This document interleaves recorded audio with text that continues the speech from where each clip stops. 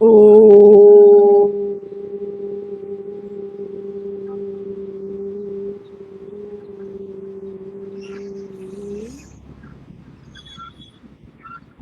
हरि ओ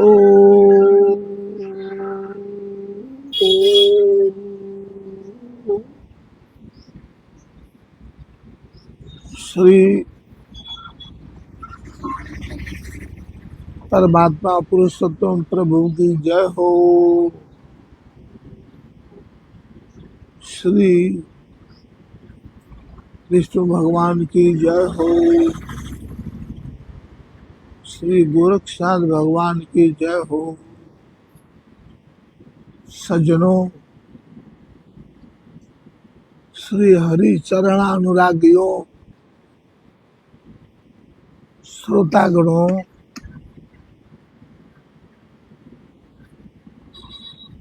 मलमास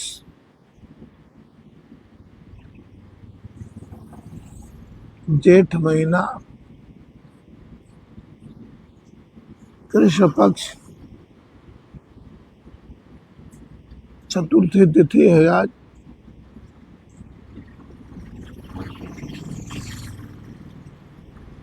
पूरा महीना जेठ का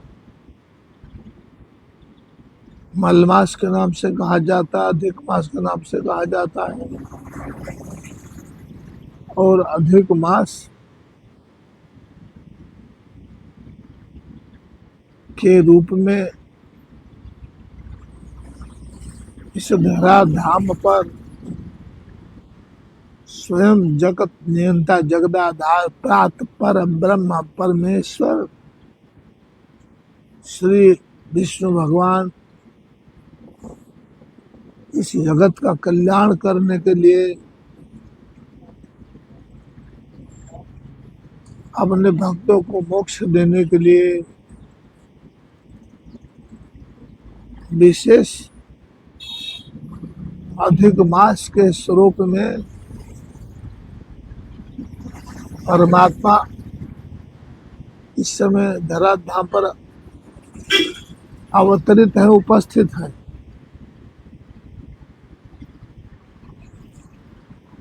शास्त्रों ने, संतों ने, महापुरुषों ने, भूदेवों ने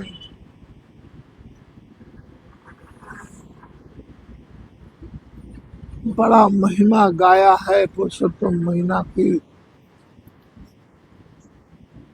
पुरुषोत्तम महीना में जो भी कोई दान करता है,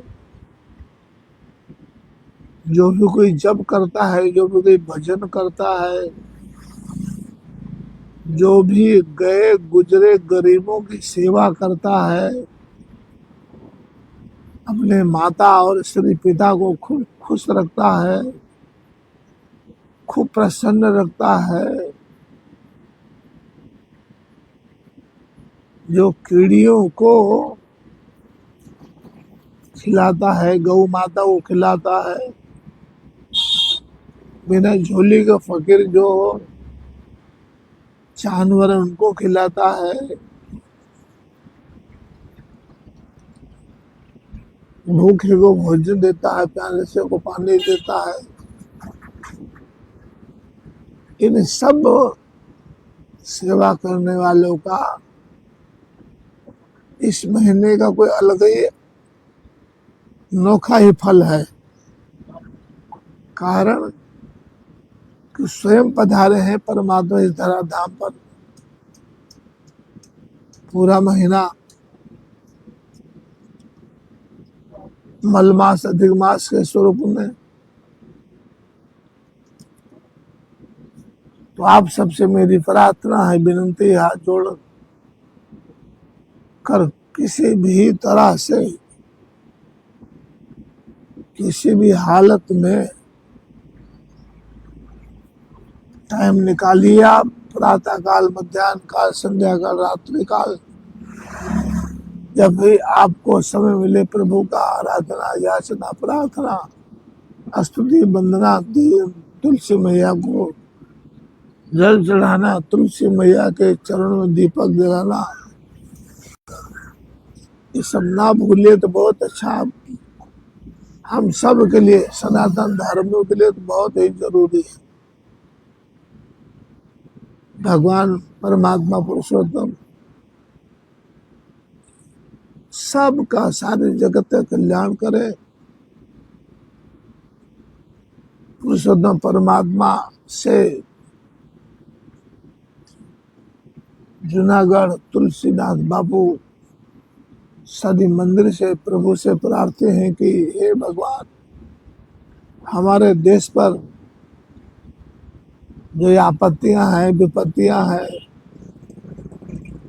नाना प्रकार के कठिनाइयां हैं, हे परमपिता परमात्मा कृपा करके शांत कर दीजिए। सभी के लिए सुख का समय आ जाए, सारे लोग मत मतांतर को भुला जाए, दुश्मनी ना रखें, एक छत के नीचे चार भाई परिवार सो सके। मां सरस्वती जी शांति की सरिता बहा दें, ऐसी कृपा करो मेरे परमात्मा श्री हरि ही, दया करो, सबकी रक्षा करो प्रभु। अपना विषय जो था वो कल योग के विषय में आप सबको बताया, मुद्राओं के विषय में बताया, विशेष खींचने मुद्रा के विषय में बताया।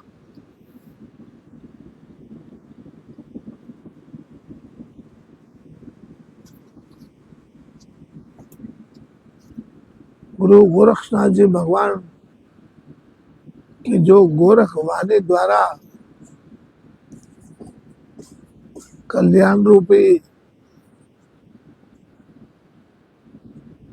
अमृत शब्द का शिक्षा दीक्षा श्रीनाथ जी ने दिया है, वो आप सबके बीच में मैं उनके द्वारा हुआ कहा हुआ कथा सुनाता हूँ।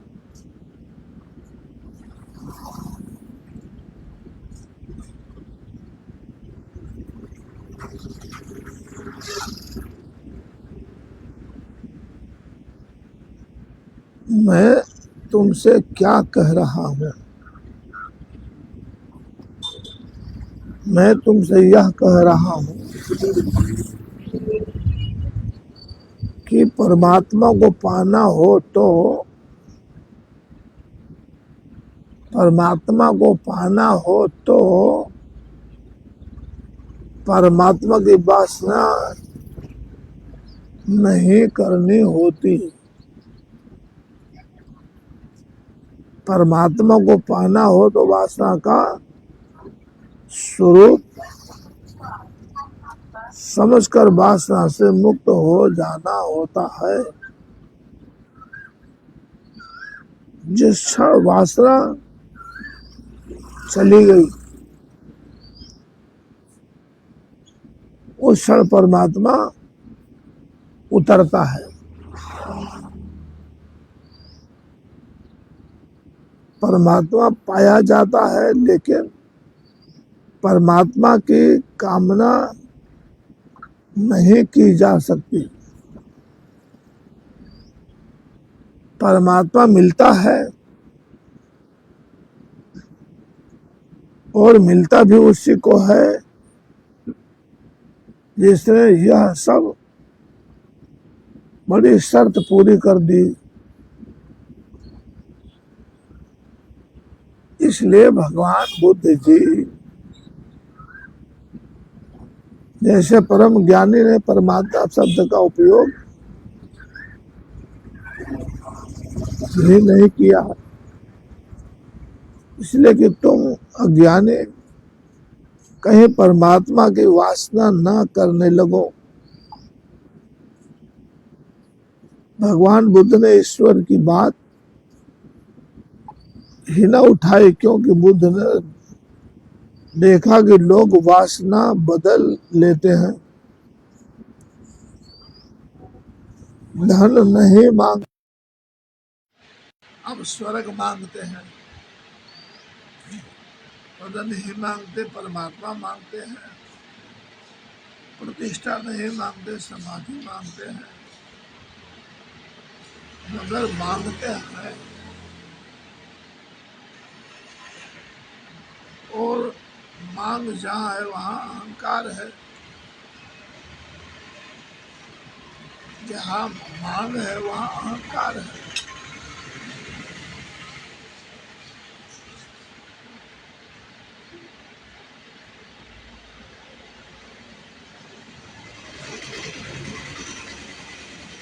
तो भगवान बुद्ध ने कहा कोई परमात्मा नहीं है, कोई आत्मा नहीं है, कोई मोक्ष नहीं है। तुम यह मत समझना कि भगवान बुद्ध यह कह रहे हैं कोई परमात्मा नहीं है, कि कोई आत्मा नहीं है, कि कोई मोक्ष नहीं है। भगवान बुद्ध ने मानने वालों ने भी भगवान बुद्ध के मानने वालों ने भी गलत समझा और भगवान बुद्ध का विरोध भी करने वालों ने भी बुद्ध भगवान को गलत समझा। भगवान बुद्ध को समझा वो बहुत द्रूह से, भगवान बुद्ध को समझना बहुत द्रूह है और कठिन है, क्योंकि भगवान बुद्ध की बात बड़ी सूक्ष्म है। भगवान बुद्ध यह कह रहे हैं कि अगर मैं यह कहूँ कि परमात्मा है तो अच्छा है, परमात्मा तुम्हारी वासना का विषय हो जाता है और वासना जब तक है तब तक परमात्मा मिलेगा ही नहीं। इससे अच्छा है हम परमात्मा की चर्चा ही छोड़ दें। भगवान बुद्ध ने कहा है ही नहीं, ना होगा बांस, ना बजेगी बांसुरी। जब परमात्मा है ही नहीं तो तुम परमात्मा कैसे चाहोगे? जब स्वर्ग है ही नहीं तो स्वर्ग की कामना कैसे करोगे? और अब परमात्मा भी नहीं है तो क्या समाधि है?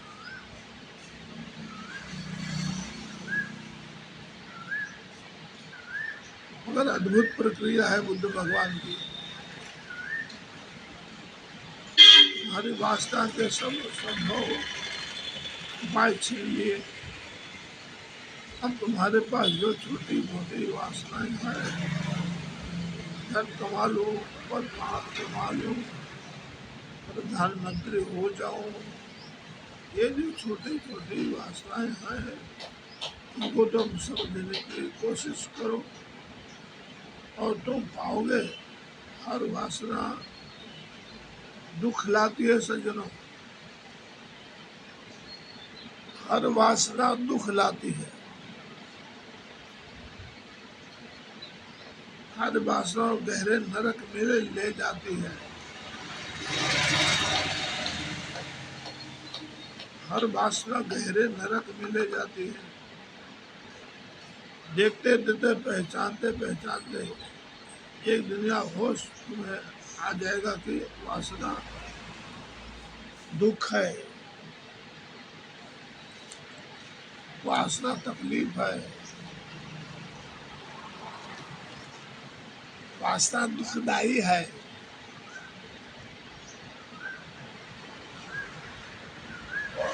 वासना गिर जाएगी और परमात्मा तो है ही नहीं कि वासना को बदल लो। संसार की वासना गिर जाएगी और परलोक की वासना का तो उपाय भगवान बुद्ध ने कहा ही, तुम जिस क्षण निर्वासना में हो पाओ जाओगे उसी क्षण तत्काल परमात्मा मिल जाता है। परमात्मा ऐसा समझो तुम्हारी निर्वासना की अवस्था का नाम है समाधि। ऐसा समझो कि जब तुम्हारे भीतर कोई वासना न रही हो तो बचता क्या है, वही समाधि।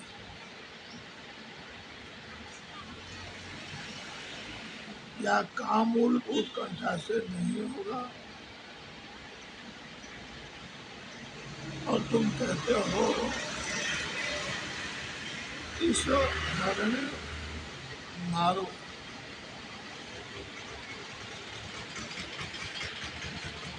गोरखबानी स्मरणी मारो। तुम्हारे मरने में भी शर्त है प्यारे। तुम कह रहे हो मरना जरूर, मगर वह मरण होना चाहिए वही जिससे आपको मिला, जिससे आपको दर्शन हुआ,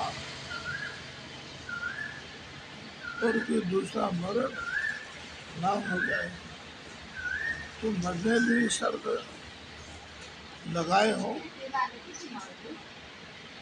तुम बीच बीच में आंख खोल कर देखते रहोगे कि कोई गलती मरण तो नहीं हुआ जा रहा है।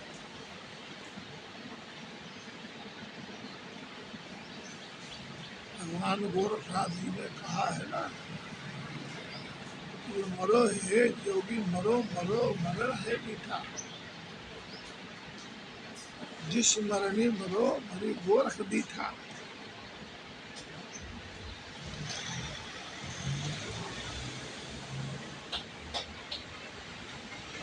एक गुरु ने अपने एक शिष्य को ध्यान का एक प्रयोग दिया था।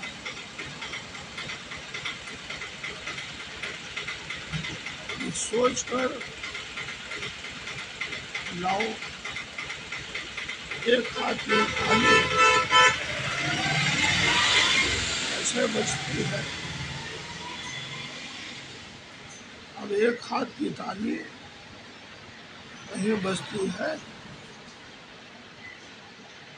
बहुत सोचा, खूब सोचा उसने, बड़ा विचारशील आदमी था, लाए अनेक बातों की एक हाथ की ताली कैसे बचती है,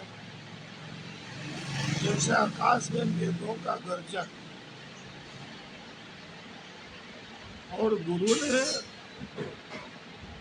उसको एक डंडा मारा कि मूर्ख, वहाँ एक हाथ की ताली है, कहाँ से इसमें एक हाथ।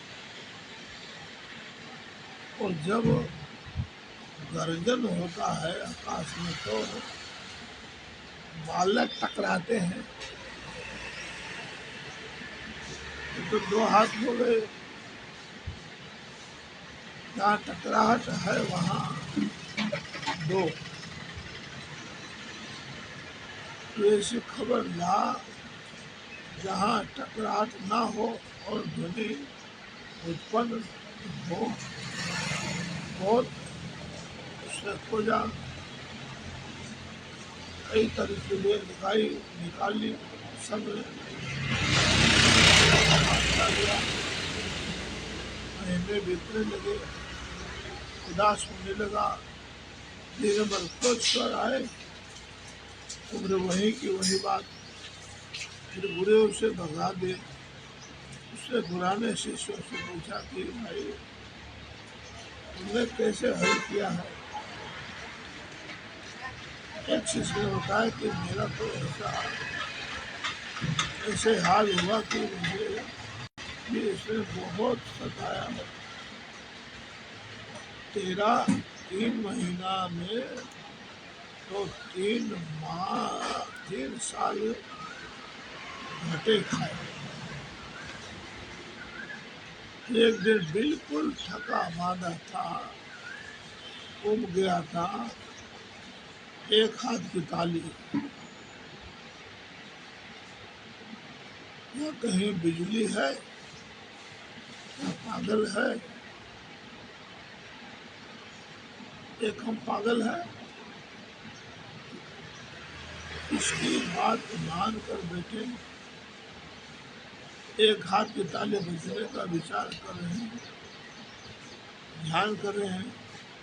पक्का पता है कि यह तो नहीं हो सकता।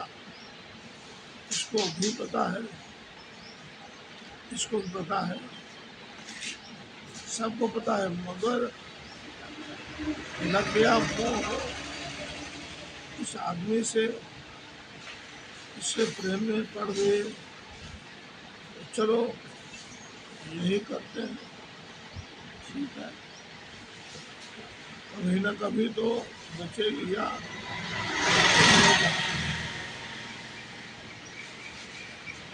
तो बचेगी या तो कुछ होगा। 3 साल में जब बिल्कुल थक गया और पहुंच कर तो फिर पूछा कि एक हाथ की ताली कि मैं एकदम गिर पड़ा, मैं बिल्कुल निराश हो गया, मैं बिल्कुल गिर गया। उस दिन गुरु प्रसन्न हो गया। उन्होंने कहा मेरे सिर पर हाथ रखा, डंडा बंदा नहीं मारा, तो फिर और कहा बेटा उठो। बज गई एक हाथ की ताली, या जो गिरना था या जो गिराना था से अहंकार गिर गया।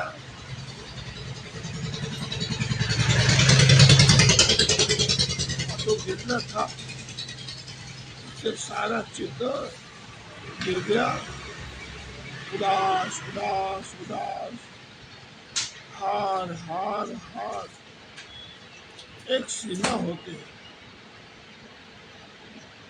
आज उस जगह पहुंच गई कि हार अंतिम आ गई और आगे पूरी हो गई, पूरा पक्का हो गया कि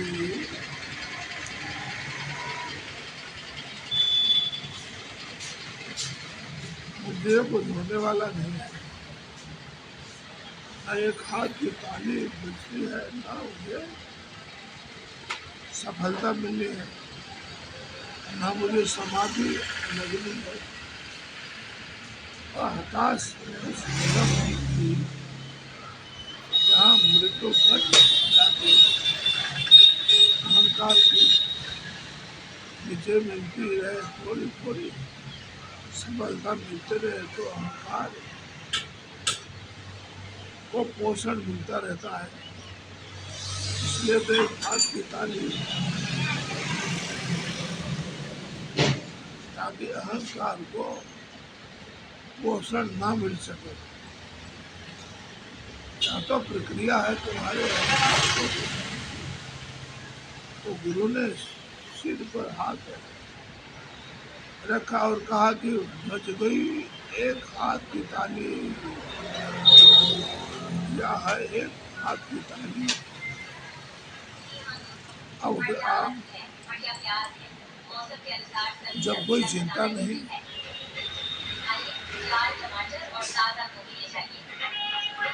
शायद ले लो आता है। बाजार से सस्ता मटर, आलू, प्याज, अदरक और धनिया पत्ता लीजिए। इसके कहा कि जी हाँ, ले जाइए उसने भैया कहा जी, कि ताजा आलू ले ये जाइए, मानस प्याज मुझे पहले टमाटर और क्यों न गोभी ले बताया, जाइए, सस्ता हरी अब मिर्च और पहले हरी ही भूल धनिया ले दिया। जाइए। बेटे एक हाथ की ताली आइए दीदी चाची और माता बहनों, जाकर आ गिर गया पड़े। ताजा ताजा सब्जी आ गया।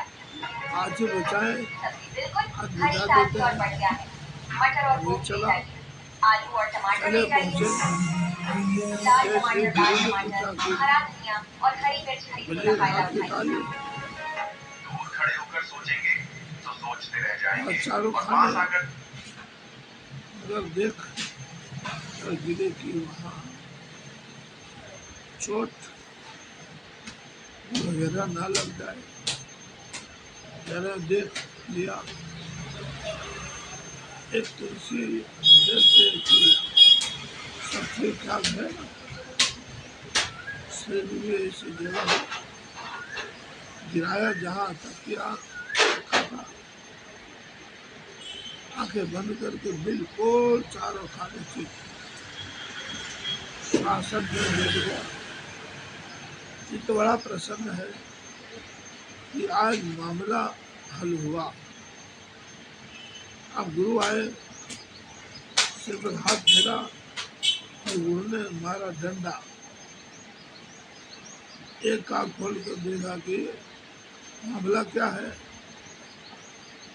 हम तो कुछ और ही सोच रहे थे। गुरु ने कहा, ना समझ मुर्दे ये आंख खोल कर देखते हैं और मुर्दे ऐसा देख कर गिरते हैं कि तकिया कहाँ है, या तो नकल कर रहा है। मैं समझ गया कि तू किसकी नकल कर रहा है, मगर उसकी वजह थी एक हाथ की ताली। तू अनुकरण कर रहा है, तो नाश्ता है, सस्ता कुछ बोल जाए, सस्ती नहीं हो सकती बात। या 3 साल परेशान हुआ था, 3 साल उसने अथक श्रम किया था, उनको पसीना बनाया था, ना दिन सोचा ना रात सोचा, सोया नहीं, खाना पीना खूब सब कुछ भूल गया, सब लगा दिया था उसने नाव पर। एक घड़ी ऐसी आई थी कि इस पराजय के क्षण में टूट कर गिर पड़ा था। उसने देखा नहीं था, चारों तरफ के पत्थर की तकिया पर उसे कोई कल्पना भी नहीं रही। अब क्या होने वाला है, तो और कर लेट कर वहाँ देख रहा है कि गुरु का हाथ आया सिर पर और वह गिरा था तो सच में गिरा था।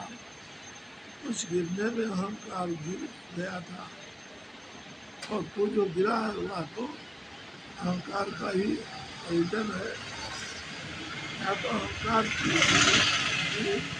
है तो चाहता है मैं है तो कि हो गया, तो सिद्ध तो सिद्धि कोई शास्त्र नहीं है।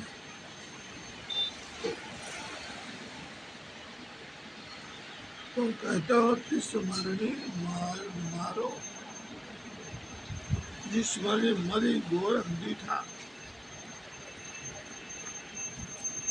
कम से कम छुट्टी तो देते, पूरा छूट तो देते, हमसे उतना तो कहते बेटा मारना हो मारो, अभी तुमने छोड़ा नहीं, तुमने अपनी शर्त लगा दी। तुम्हारा समर्पण ये सत्य होता है, और समर्पण तो ये सत्य हो सकता है। समर्पण का तो ये होता है सब सत्य छोड़ी गिर पड़े चरणों में, अब जो हो तो हो, ना हो तो ना हो।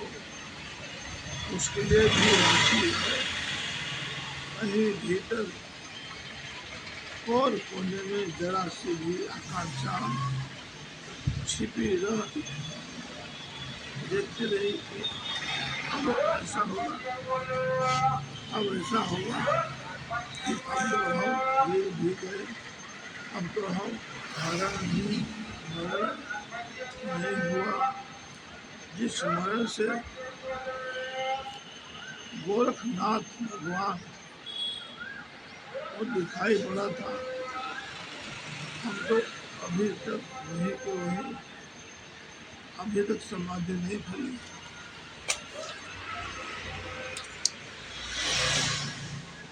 तो ये सज्जनों,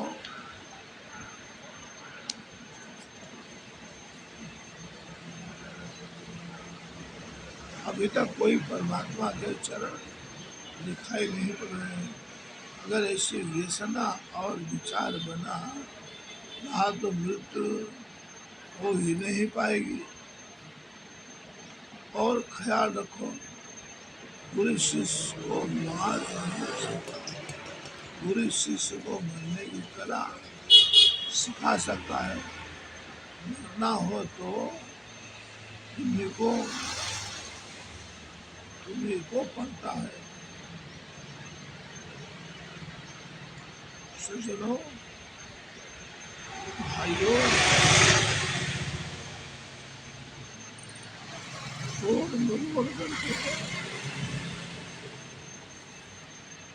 तोड़ मड़ोड़ करके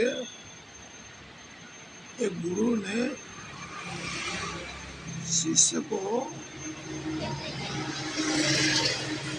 ऐसे एक अभिमान, एक अहंकार से मुक्त करने का उपाय है।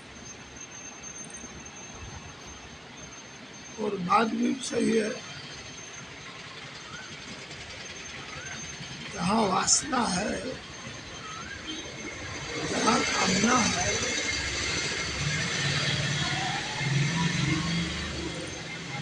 वहाँ समाधि कहाँ।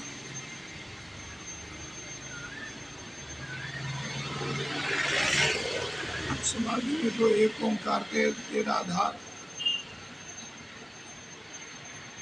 अर्थात सब कुछ से मुक्त हो जाता है।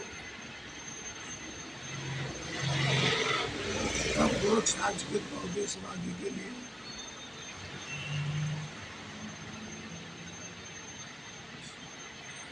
जब तक उसके वासना है तब तक ये स्थिति परिस्थिति बहुत दूर है।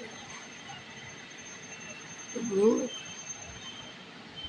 सब तो भगवान की जय हो, गोरक्षनाथ जी की जय हो। आने वाले कल को भगवान गोरखनाथ जी के बारे को लेकर के आऊँगा। आप सब भगवान पुरुषोत्तम का ध्यान कीजिए, भजन कीजिए, जप कीजिए, तप कीजिए। भगवान सबका भला करे। बोलो श्री आनंद कंद सच्चिदानंद भगवान श्री विष्णु जी की जय हो।